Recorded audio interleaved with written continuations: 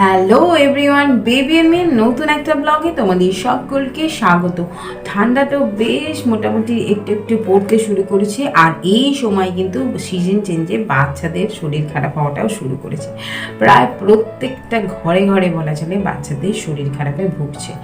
আমাদেরও কিন্তু আদৌ ব্যতিক্রম নয়, কারণ আমি কিছুদিন আগে আমার বাপের বাড়ি গেছিলাম, সেখানে জল চেঞ্জ হয়েছে, ওয়েদার চেঞ্জ হয়েছে, আবার এখানে আসা হয়েছে। এখানে তো আমাদের এখানে একটু গরম, তো এখানের ওয়েদারটাও একটু চেঞ্জ হয়েছে, তো এই সব করে আদুরও কিন্তু ভীষণ শরীরটা খারাপ করেছে এবং আমাদেরও একটুখানি শরীরটা খারাপ করেছে, যেহেতু সিজন চেঞ্জে একটু নিতে গেলে সিজন চেঞ্জের সময় শরীরকে একটুখানি শোয়াতে গেলে একটুখানি শরীর খারাপ মোটামুটি সবারই হয়। এবার আমাদের বারবারই মনে হয় যে বাচ্চাদের ওষুধ কত খাবো, বাড়ির কিছু বা বাড়ির হোম রেমেডি কিছু করে যদি সারিয়ে তোলা যায় তাহলে কেমন হয়। তো আজকেই তোমাদের সাথে সেটা শেয়ার করব যে বেসিক তোমরা কিভাবে এই সর্দি কাশি জ্বর হলে বাচ্চাদের কিভাবে ঘরোয়াভাবে প্রোটেকশন নিতে পারবে, কিংবা যেসব বাচ্চাদের বাড়াবাড়ি হয়ে গেছে এই সর্দি কাশি শরীর খারাপ, এখানে ওষুধের সাথে সাথেও তোমরা কিভাবে কেয়ার নিলে এই বাচ্চাটা তাড়াতাড়ি সুস্থ হয়ে উঠবে সেটাই তোমাদের সাথে আজকে শেয়ার করব। আমি যেভাবে কেয়ার নিচ্ছি সেটাই তোমাদের সাথে শেয়ার করব। তো প্রথম যেটা ইম্পর্টেন্ট সেটা হলো এই সময়টা যখন বাচ্চার সর্দি কাশি লেগে আছে, সেই সময়টা বাচ্চাকে একটু উষ্ণ গরম জল সার্ভ করা। মানে বাচ্চা যখনই জল খাবে তাকে একটুখানি উষ্ণ গরম জল খাওয়া।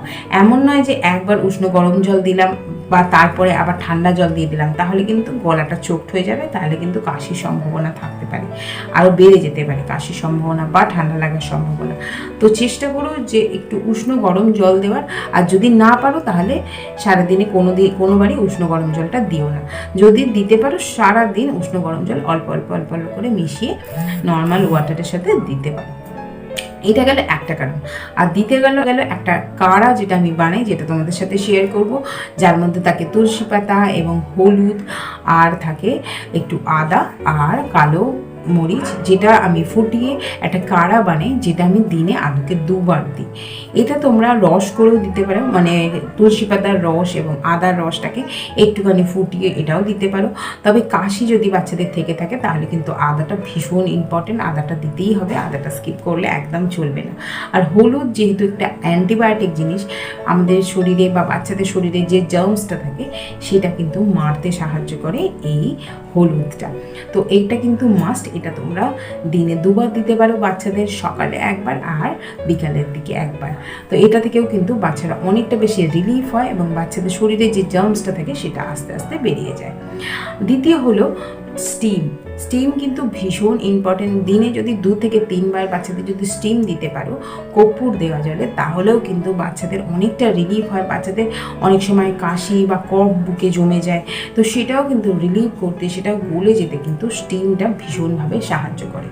অনেক সময় কী হয়, বাচ্চাদের সর্দি বসে গেলে নেবুলাইজ করে ডাক্তাররা, তো নেবুলাইজার ঠিক সেই রকমই স্টিম দেওয়াটা, বাচ্চাদের নাকে স্টিম দেয় বা নাকে একটা ভেপার দেয় যাতে বাচ্চারা নিঃশ্বাস নিতে পারে, বাচ্চাদের ভেতরে যদি কফ থাকে সেটা গলে যেতে সাহায্য করে। তো স্টিমটাও সেই রকম, স্টিমটা বলতে পারো যে ঘরোয়া উপায় একটা নেবুলাইজার। তো এটাও কিন্তু ভীষণ ভালো কাজে দেয়, তোমরা অবশ্যই এটা ট্রাই করতে পারো। আর চতুর্থ হলো বাচ্চাদের একটুখানি তেল মালিশ করা। আমি তোমাদের সাথে শেয়ার করছি যে আমি এখানে রসুন এবং কালো জিরে দিয়ে একটা তেল বানাচ্ছি, যেটা আদুকে আমি মালিশ করি। তো এখন তো খুব বেশি ঠান্ডাটা পড়েনি বাচ্চাদের শরীরটা এখন কিন্তু অনেক সময় ঘামে, তো সেই জন্য আমি রাতে শোয়ার আগেই, যাতে রাত্রে সারা রাত শুয়ে থাকলে শরীরটা একটু গরম থাকে, তো সেই জন্য রাতে শোয়ার সময় কিন্তু আমি এই তেল মালিশটা করতে পারি, তো করছি। তো আমি এখানে দেখাচ্ছি যে রসুন তেল মালিশ করছি আদুকে রাতের বেলা, যেহেতু এখন খুব বেশি ঠান্ডাটা পড়েনি, সেই জন্য 2বেলা তেল মালিশ, রসুন তেল মালিশ, যেহেতু রসুন তেলটা একটু গরম, সেই জন্য 2বেলা মালিশ করলে কিন্তু বাচ্চার শরীরে আবার বেশি হিট হয়ে যেতে পারে, বেশি গরম হয়ে যেতে পারে, এর থেকে পেট গরমও কিন্তু হতে পারে। সেই জন্য আমি এখানে রাত্রের দিকেই আদুকে এই রসুন তেল কালো জিরে তেলটা মালিশ করছি। তবে বেশি শীত পড়লে, বেশি ছোট বাচ্চাদের কিন্তু এটা তোমরা দিনে 2বারও করতে পারো, খুব বেশি শীত পড়লে। তো এটা দুবারও করা যেতে পারে। আর যেটা করছি সেটা হচ্ছে দুধ হলুদ। দুধ হলুদ তো তোমরা সবাই জানো, হলুদ অ্যান্টিবায়োটিক একটা গুণাগুণ সম্পন্ন জিনিস, এবং দুধ কিন্তু বাচ্চাদেরকে অনেকটা বেশি হিল করতে সাহায্য করে। তো সেই জন্য দুধ হলুদ কিন্তু বাচ্চাদের যে কোনো শরীরের জার্মসটাকে বার করে দিতেও সাহায্য করে। তো এই কটা টিপস বা এই কটা কেয়ার আমি ফলো করি যখন আদৌ শরীর খারাপ হয়, তোমাদের সাথে এগুলোও শেয়ার করছি। তো ভিডিওটা ভালো লাগলে অবশ্যই শেয়ার করে দিও, কারণ অন্যান্য মায়েরা যেসব মায়েরা সর্দি কাশিতে জেরবার হয়ে যাচ্ছে বাচ্চাদেরকে নিয়ে, তো তাদেরও একটু হেল্প হতে পারে। আজকের মতো এটুকুই। তোমরা সবাই ভালো থেকো, সুস্থ থেকো। আজকের মতো টাটা।